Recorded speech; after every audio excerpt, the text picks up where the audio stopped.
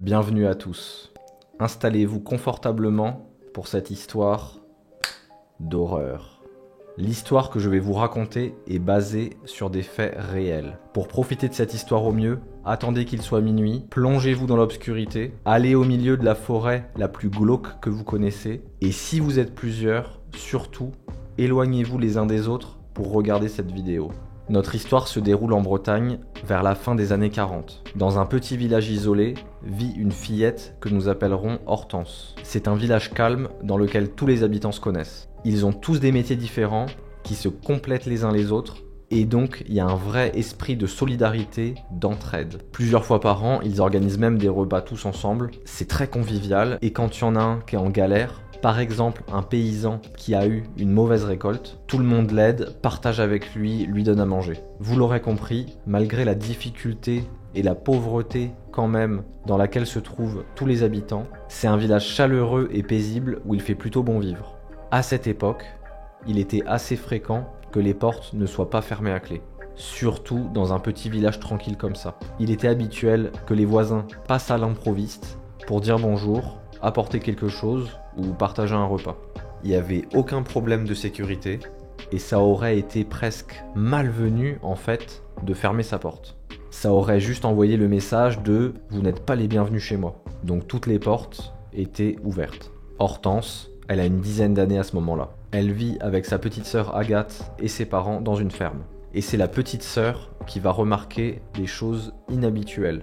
Un soir où il fait déjà nuit, alors que la famille est en train de manger et discuter, il y a un moment de silence pendant lequel Agathe, qui était restée silencieuse jusque-là, va prendre la parole. Et d'une toute petite voix, elle demande s'il reste à manger pour le monsieur dehors. Donc Hortense et ses parents regardent par la fenêtre située devant la petite et ils ne voient rien.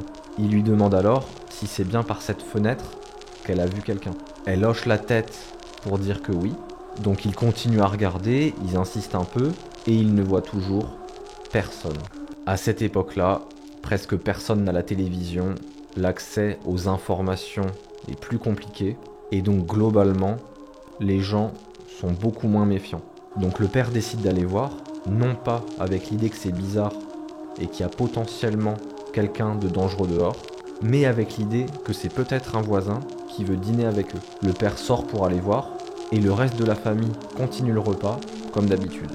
Finalement, le père revient peut-être 5 minutes plus tard en expliquant à la famille qu'il n'a trouvé personne. Là, tout le monde plaisante un peu et ils disent à la cadette qu'elle a dû prendre un objet pour une personne ou bien qu'elle a juste aperçu un animal qui passait par là. Donc là, même elle leur a donné raison, il fait sombre, elle est plus du tout sûre d'avoir vu quelqu'un. Le lendemain matin, le père se lève assez tôt pour s'occuper de la ferme, traire les vaches, récolter les œufs, donner à manger aux animaux, arroser le potager, bref, tout ce dont il faut s'occuper dans une ferme quoi. Les petites, elles vont à l'école, et la mère, elle s'occupe du foyer. À midi, ils se retrouvent pour le déjeuner, et il y a le père qui sourit à Agathe, en lui expliquant qu'elle avait peut-être raison, parce qu'il a remarqué pendant qu'il travaillait des empreintes de bottes inconnues, qui n'étaient ni les siennes, ni celles des autres membres de la famille. Il ajoute quand même que c'est étonnant, parce que les traces de pas passent au milieu de la ferme, qui est quand même encerclée par des clôtures pour éviter que les animaux s'échappent. Donc ça veut dire que quelqu'un, en pleine nuit, dans le noir total, aurait quand même escaladé les clôtures pour traverser la ferme, alors que c'est plus compliqué que de prendre des chemins autour, qui sont plus accessibles et pratiques. Donc les parents se disent que ça devait être quelqu'un qui ne connaît pas les environs, ou qui était peut-être ivre. Ce soir-là, la famille se couche, les parents ont leur propre chambre, et les petites, elles, dorment dans une autre chambre, dans le même lit, parce que les moyens à cette époque étaient très limités, et qu'un lit, ça coûtait cher. La nuit est calme, comme d'habitude, il fait ni trop chaud, ni trop froid, donc Hortense s'endort assez rapidement. Et là, chose inhabituelle, elle se fait réveiller par sa petite sœur, qui lui demande si elle n'a rien entendu. C'est le beau milieu de la nuit, donc Hortense, elle comprend pas trop ce qui se passe. Elle arrive péniblement à lui demander « Quoi ?» Agathe répète sa question, et Hortense lui répond que non, elle n'a rien entendu. Hortense, elle est fatiguée, elle a juste envie de se rendormir, donc elle dit à sa sœur de se taire et de fermer les yeux. Le reste de la nuit se passe bien. Le lendemain, Agathe pose la même question à toute la famille. Ils répondent tous que non, et la mère lui demande ce que elle a entendu. Elle va alors répondre qu'elle a entendu des bruits de pas qui se sont approchés de la maison, puis qui se sont arrêtés. Comme si quelqu'un s'était mis tout juste de l'autre côté du mur. À ce moment-là, elle raconte qu'elle a complètement arrêté de bouger dans son lit, tout en regardant par la fenêtre la plus proche des sons qu'elle a entendus. Il faisait nuit noire, elle n'a rien vu de particulier. Quelques minutes plus tard, elle a à nouveau entendu des bruits, mais qui cette fois semblaient plutôt s'éloigner de la maison. Le père explique alors que lui, il n'a rien entendu de tel, mais que quand même, les animaux étaient assez agités cette nuit-là, qu'il les avait entendus plus que d'habitude. Et donc là, ils partent tous dans l'hypothèse que la petite a dû rêver, ou bien que ce qu'elle a entendu, c'était simplement les bruits des animaux et qu'elle s'est fait tout un film. Le truc étonnant, c'est quand même que les animaux ne sont pas directement à côté de la maison, mais un peu plus loin. Donc des bruits qui se rapprochent de la maison, comme si un animal s'y était collé, avant de repartir, c'est étrange. À moins qu'éventuellement, il s'agissait d'un animal sauvage. Le père sort donc pour s'occuper de la ferme, comme tous les jours. Sauf qu'il revient au bout de 2 minutes avec une expression inhabituelle.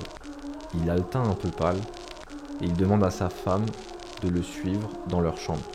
Les petites, elles n'entendent pas ce qui se passe, mais elles l'apprendront plus tard. En fait, ils venaient de voir, comme la veille, des traces de bottes, les mêmes. Sauf que cette fois-ci, les traces ne faisaient pas que traverser la ferme. Les traces s'étendaient jusqu'à la fenêtre de la chambre des petites, avant de s'éloigner pour repartir de là d'où elles venaient. Donc à ce moment-là, les parents ont commencé à prendre tout ça beaucoup plus au sérieux. Même s'il y avait une ambiance tranquille et une sérénité dans le village, ça faisait un peu trop. Hortense, elle a appris par la suite que ce jour-là, son père avait fait un tour dans le village pour demander aux autres habitants s'ils étaient venus dans la nuit autour de la maison. Tous étaient évidemment assez surpris et ont répondu que non. Les parents, du coup, ont fait en sorte de garder toute cette histoire pour eux, en se promettant de raconter plus tard aux filles ce qui s'était passé. Ceci pour ne pas les inquiéter et pour les protéger, bien sûr. Ce soir-là, rien de spécial pendant le dîner. Aucune manifestation de cette personne qui rôderait autour de la ferme depuis 2 jours. Toute la famille passe une bonne soirée, les petites vont se coucher et s'endorment plutôt paisiblement. Les parents veillent un peu plus tard que d'habitude, mais la nuit est très calme et ils finissent par aller se coucher épuisés. Évidemment, le père ne dort que d'un seul œil. Il sent quand même que les événements récents sont anormaux. C'est la première fois de sa vie qu'il leur arrive quelque chose comme ça. Et donc, toute la famille finit par s'endormir. Au beau milieu de la nuit, Hortense se réveille en sursaut. Agathe est en train d'hurler à côté d'elle. Donc là, Hortense, elle regarde sa sœur, qui est elle-même en train de regarder au pied du lit. Hortense suit son regard et a la frayeur de sa vie.